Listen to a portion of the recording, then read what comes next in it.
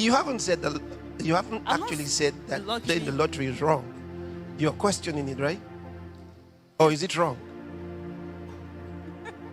Because I think How are you doing, my family? Welcome to the Rema World YouTube channel. We bring to you God's word that prospers us. Welcome, guys, to today's video with our highly esteemed Reverend Dr. Chris Oyakhilome Dsc Dsc Dd. And today's video is a new knowledge to to come off and great understanding, because actually I also think the same that betting or playing bets and other stuffs uh, is a sin. But I want you to hear this justification from the man of God and what is said from the scripture. And then I'll be right back. Please, if you are just coming new to my channel, kindly hit the subscribe button, subscribe, like, and share this video. Watch this. This is Irving from the UK. He says, thank you for giving us the opportunity to ask questions. My question is, I have been playing the lottery, asking God and affirming that I win. Are there two big requests for God? Not saying he cannot do it, but is it too big for me to receive? Do blessings come in levels? Should I be at a certain level first financially to get certain blessings? Thank you. Yes, Pastor Diola. praise the Lord. Thank you so much, Pastor, for the opportunity to be on the set again.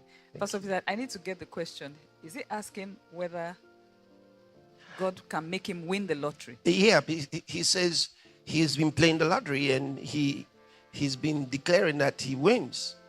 And he wants to know, is it wrong for, he's asking God, is it that his request is too big for God? Or is it too big for him to ask for? He wants to win the lottery. Pastor, the lottery is a different system. It's a different system. Yes. Okay. What do you mean, a different is, system? The person is trying to get something by chance, by random, maybe luck. So I don't think to ask God to get into that. Okay, he's asking God to come with him into a chance activity. What? Into gambling. Okay, the lottery is gambling. Okay, interesting. So I don't think that they are consistent. You don't think they're consistent? He's actually not asking whether he should do it or not. He's asking if the amount he wants to win is Yeah, big, I think that's it. He doesn't have any problem playing the lottery because he's been playing it. He might even be surprised that we're even discussing whether it's right or wrong. What he's saying is he wants to win. Okay. And so is it too big for him to ask for? And you're saying, why is he bringing God into this in the first place? Yes.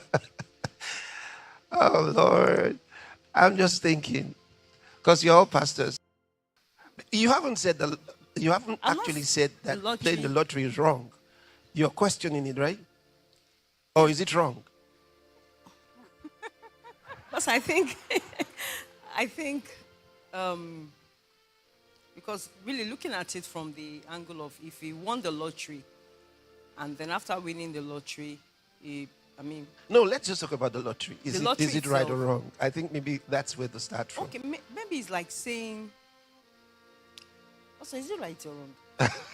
Because Okay, let me answer. Let me answer. Through the years, even when I was growing up, I knew that in the church there was we're back, as kids in the Assemblies of God church those days, and I was probably 8 years old somewhere, and they brought the subject to church, and the church actually warned them not to play the lottery. And they also had pools betting. Yes. So many were involved in those things, and they were asked not to do them. I've had enough time, that means many years, from then to now, to have looked through the scriptures and understood the thinking of God's Spirit with regards to these things versus our perception. Firstly, you have to understand that it's actually a game. And every game is a chance activity. And that's the reality. It's a game. Whether it's a game of numbers or a game with your legs, your limbs, it's a game. And once you say that that's wrong, maybe the lottery, it might look so simplistic. But the reality is, what about those on the football pitch? There's no guarantee that they're going to score. They're hoping to. It's a game. And so are all other games. It's a chance. You're hoping it works. When you throw the ball, hoping it gets into that basket. You aim as much as you can. You practice it. Doesn't mean you don't have an opponent who will try to stop it. On a football pitch, you've got a goalkeeper there who's trying to stop your ball from coming in. So there's no guarantee that just because you've practiced so well, you're going to win. It's a game. These are all games. And that's the way the lottery is as well. It's a game. All of them. And when you think about that, you realize that the Bible was right all the time when he said to you, the race is not to the swift. He told you. The battle is not to the strong. He told you. He told you it's never according to your ability in life. Sometimes the smartest people, the most knowledgeable people are not the most prosperous people in the world. And yet the reason for the accumulation of that knowledge was because they wanted to have advantage in life. They wanted to be prosperous in life. And we know that there are so many of them who just can't even take care of themselves or of their families. They don't have enough money with all of their knowledge. The most prosperous people in the world are not necessarily the brightest. So where does that leave you? So it brings all of life into the same situation where the Bible clearly tells you the race is not to the swift. The battle is not to the strong.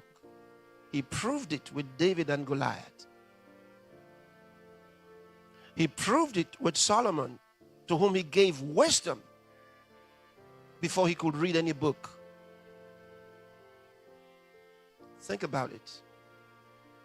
When God says, I chose you before you were born, He directs your life in the way you should go. The problem in the world is men wanting success without God. That's emptiness. It's the biggest problem in the world today. In fact, it is the root of all the problems. That's why it tells you the love of money is the root of all evil. Why? Remember, God said, Jesus said, He put two in perspective. God, mammon. Mammon representing money. He said you cannot serve God and mammon.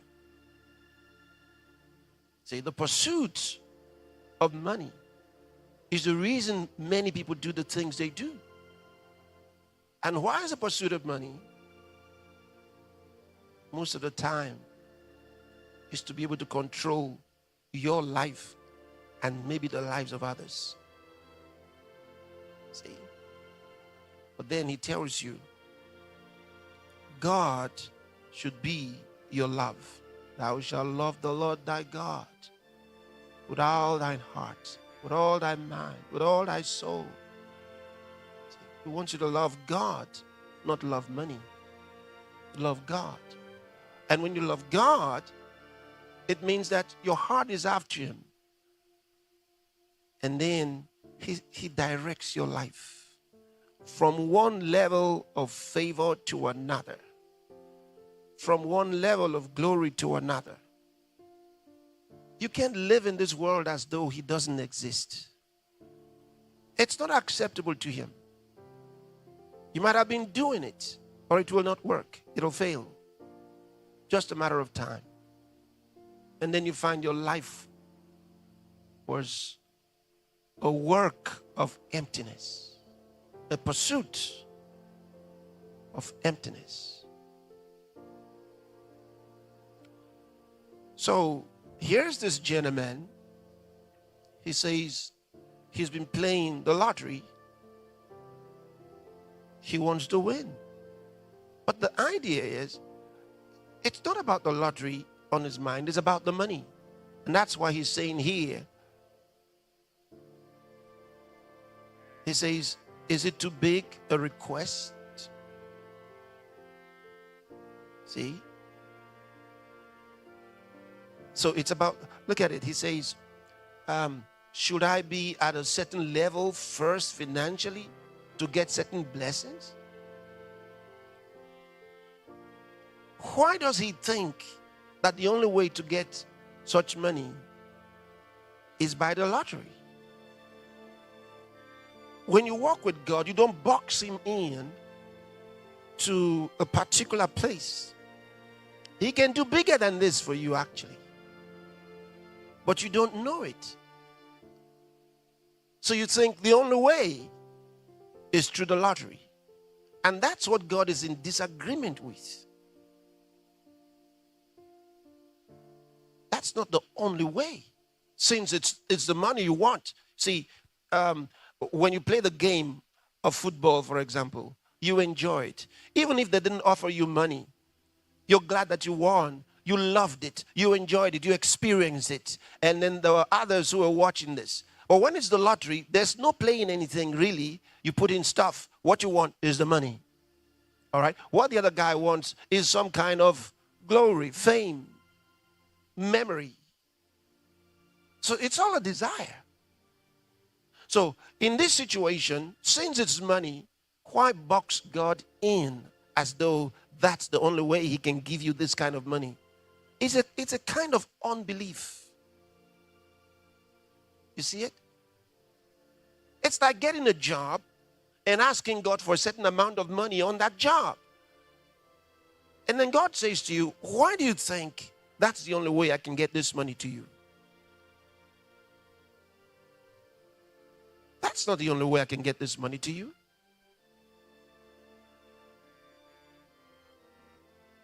So just remember your purpose. Remember your actual purpose, your actual desire. It's money you want. Okay. Ask him and don't tell him how he must do it. Don't restrict him. Restricting him can be your number one limitation. Because you have limited God. Like how else is he going to do it? You don't trust him enough, do you? So there's where your faith has a problem. The problem of your faith is not about the lottery. Your problem of your faith is the fact that you don't trust him. You think this is his only way of doing it for you. And that has to change. Welcome back, guys. You have heard from my dear man of God, highly esteemed Reverend Dr. Chris Oyakhilome Dsc Dsc and I'm sure you learned something, right?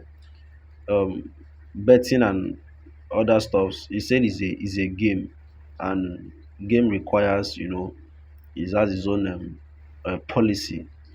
It is always by chance. You win by chance, whether it is football or whatever, whatever. You win them by chance, and that's just the facts. So for those of us that were thinking betting is a sin, you have heard it for yourself, okay? And that's just it, the truth. All right. So don't forget to hit the subscribe button and turn on notification bell to get more of our inspiring videos. And also don't forget to like and subscribe. And I will see you in my next video. Thank you.